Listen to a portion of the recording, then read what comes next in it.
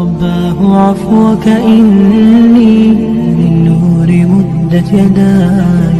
இந்த யூதர்கள் பலஸ்தீனை ஆட்டி படைத்துக் கொண்டிருக்கக்கூடிய, ஏன் இந்த உலக நாட்டுடைய அனைத்து கட்டுப்பாட்டையும், அனைத்து இயந்திர கட்டுப்பாட்டையும் வைத்திருக்கக்கூடிய இந்த யூதர்கள், இவர்கள் யார்? இவர்களுடைய வரலாறு என்ன? இவர்களை விட கோழைகள் யாரும் கிடையாது.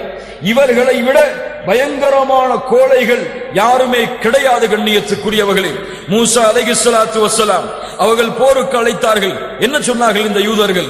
மூசா அலைஹிஸ்ஸலாத்து வஸ்ஸலாமை பார்த்து, ஃபத்ஹப் அன்த வ ரப்புக ஃபகாத்திலா, நீங்களும் உங்களுடைய இறைவனும் போருக்கு செல்லுங்கள், நாங்கள் வெற்றியா தோல்வியா என்று காத்துக் கொண்டிருக்கிறோம் என்று சொன்னார்கள்.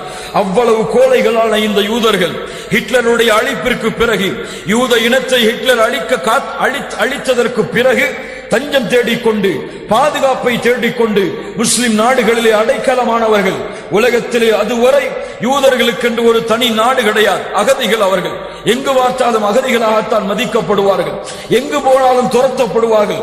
இரத்தத்தினால் எழுதப்பட்ட வரலாறு தான் யூதர்களின் வரலாறு. நீங்கள் படித்து பார்க்கலாம் அவர்களுடைய வரலாற்றை. பலஸ்தீனிலே வந்து அடைக்கலமானார்கள் யூதர்கள். ஹிட்லருடைய அந்த அழிப்பிற்கு பிறகு முஸ்லிம்களிடத்திலே வந்து பிச்சை கேட்டார்கள், அடைக்கலம் கேட்டார்கள்.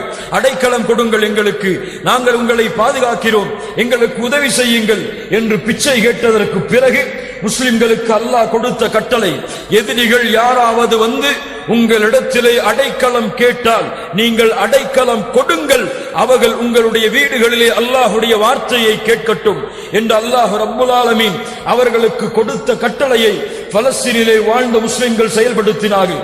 எப்போது பார்த்தாலும் சூழ்ச்சியை கையாளக்கூடிய இந்த யூதர்கள், எப்போது பார்த்தாலும் பின்னால் நின்று குத்தக்கூடிய இந்த யூதர்கள் 1945க்கு முன்னால் உலக வரைபடத்தில் இஸ்ரேல் என்ற நாடே இல்லாத பொழுது 1445க்கு முன்னால் தங்களுடைய சூழ்ச்சியால், தங்களுடைய பண வலிமையால், தங்களுடைய அந்த கையாளக்கூடிய திறமையால் இந்த உலகத்திலே இருக்கக்கூடிய நஸ்ரானிகள் யூதர்களுடைய உதவியால் இஸ்ரேல் என்ற நாட்டை பலஸ்தீனிலே உருவாக்கி, பலஸ்தீனிலே வாழக்கூடிய முஸ்லிம்களை நாடுகளை விட்டு வெளியேறுமாறு ஏவி பைத்துல் முகத்தஸை தங்களுடைய கட்டுப்பாட்டிலே கொண்டு வர வேண்டும் என்பதற்காக, தங்களுடைய நாடாக முழு பலஸ்தீனும் ஆக வேண்டும் என்பதற்காக எப்போது இஸ்ரேலை அந்த யூதர்கள் கைப்பற்றினார்களோ அன்றில் இருந்து இதுவரை நடந்து கொண்டிருக்கக்கூடிய போராட்டம் தான் பலஸ்தீனிலும் கஸாவிலும் நடந்து கொண்டிருக்கக்கூடிய போராட்டம்.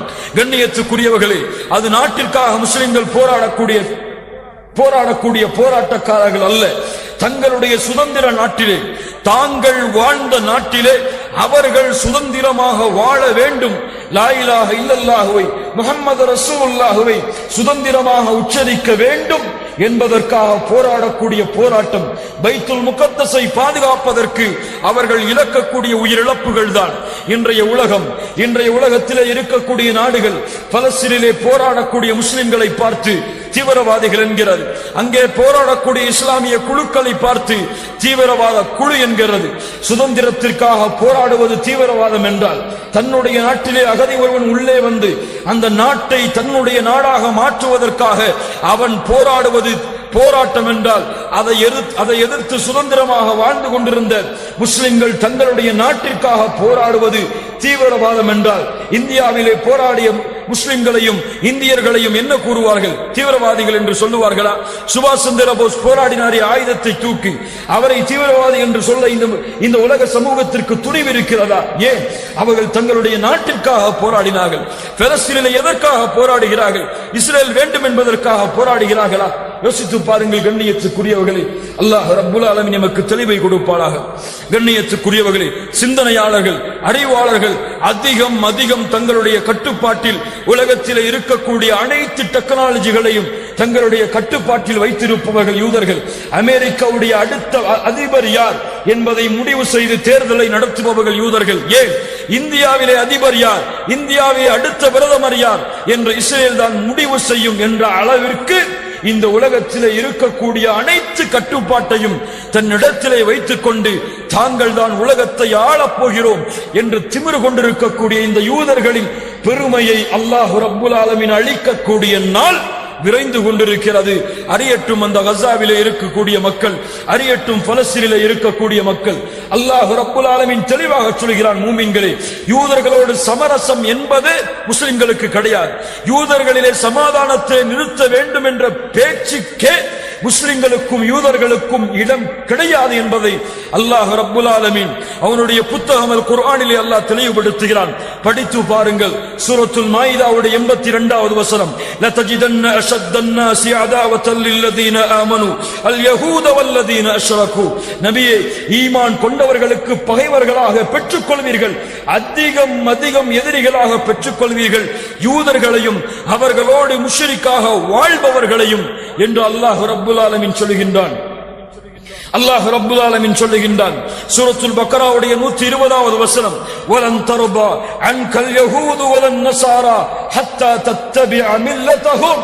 நபியே, உங்களுக்கும் யூதர்களுக்கும் இடையே சமரசம் கிடையாது. வலன் தர்பா அன்கல் யஹூது வலன் நஸாரா. யூதர்கள் நஸரானிகளுக்கும் உங்களுக்கும் இடையிலே பொருத்தம் சமாதானம் என்பதே கிடையாது. சமாதானம் வேண்டுமென்றால் ஒன்று இருக்கிறது, ஹத்தா தத்தபிஅ மில்லதஹும். ஒன்று நீங்கள் அவர்களுடைய மதத்தை பின்பற்ற வேண்டும், அல்லது அவர்கள் உங்களுடைய மதத்தை பின்பற்ற வேண்டும். இந்த இரண்டும் நடக்காத வரை சமரசம் என்பதே யூதர்கள் நஸ்ரானிகளுக்கும் முஸ்லிம்களுக்கும் கிடையாது. இந்த பகை மறுமை வரை இருக்கும் என்பதை அல்லாஹ் ரப்புல் ஆலமீன் முஸ்லிம்களுக்கு தெளிவுபடுத்துகிறான். நபியே, சொல்லுங்கள், குல் இன்ன ஹுதல்லாஹி ஹுவல் ஹுதா. அல்லாஹ்வின் நேர்வழிதான் உண்மையான நேர்வழி. வல இன் தபஅத ஹுவாஹும் பஅதல்லதி ஜாஅக மினல் இல்ம். நபியே, தெளிவான அறிவு உங்களுக்கு கிடைத்ததற்கு பிறகும் அந்த யூதர்களையும் நஸ்ரானிகளையும் நீங்கள் பின்பற்றினால் அல்லாஹ் ரப்புல் ஆலமீன் நபிக்கு எச்சரிக்கை செய்கிறான், மாலக மினல்லாஹி மின் வலிய்யு வலா நஸீர்.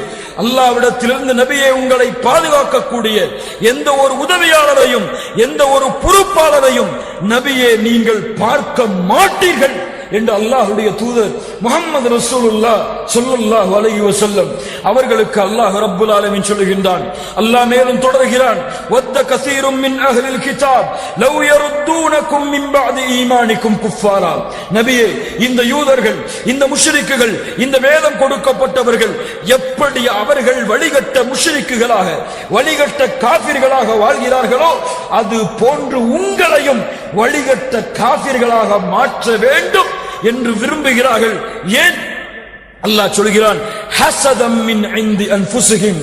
அவர்களுடைய உள்ளத்திலே இருக்கக்கூடிய பொறாமை. லா இலாஹ இல்லல்லாஹ்.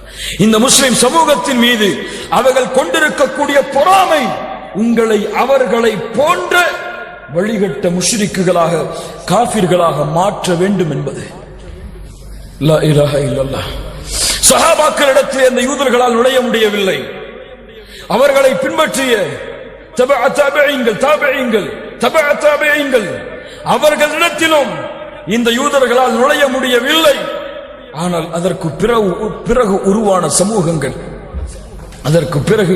உருவான சமூகங்கள் ஏன் இன்று வரையிலும் இருக்கக்கூடிய சமூகங்கள் அந்த யூதர்களுடைய வலையில் சிக்கி தவித்துக் கொண்டிருக்கிறது. லா இலாஹ இல்லல்லாஹ்.